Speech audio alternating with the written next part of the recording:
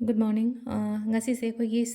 kaino sagon se numit ko sagon se numit ki card ki message ai petang yiminara se sagon se numit se akoi aham bada number se 25 lere atuga color dana akoi na set pa yaba color se ko hangapan gumba kai gumba dumaina set pi ai ko yellow color gumba set pa ai atuga number dana 25 lere atuga chak thong bada na koi sum ha pa yaba an harsina ko machu haidi machu haibagi atradi haidi kano se yengang se kitang adumaina hape ko natraga any chaba yaba hangapan machu gi pod ama kai ma dumaina taraga hape ai ko aduma leire ado ahambada khoi ki kano se minara se card message card ahum katang thok chare ko ahum sidagi ama khala se ko haidi card number 1 kansira card number 2 kansira natraga card number 3 kansira ko amaina ma khanbira se ko sida leiriba ma'am sidagi ado ahamba ko ado kano offline consultations adum lakpa yagani ko phone hapetang hana tawbiro ko adu duma leire aduga plus hadi sales ki pesha pirak khiba ngai hai tare ko November thada adu do lobo budi phanam laknare lobo la hauda ngai lakpi ba yagani ko dum phone hapetang tawro adum lobo ya bi la adum la ga lobo yarani ko dugi potumaga ado ahamba ko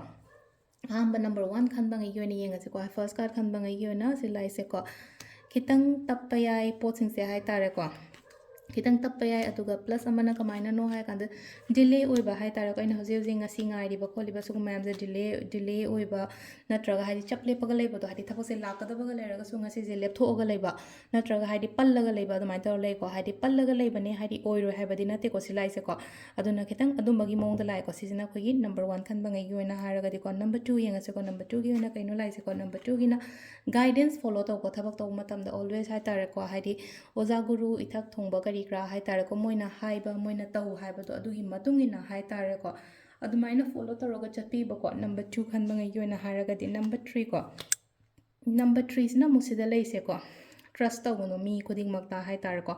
mi khuding mata trust tawgono haidi mi sing seng onda sum betray torokpa cheating backstep kana harasina ko haidi betray na haraga di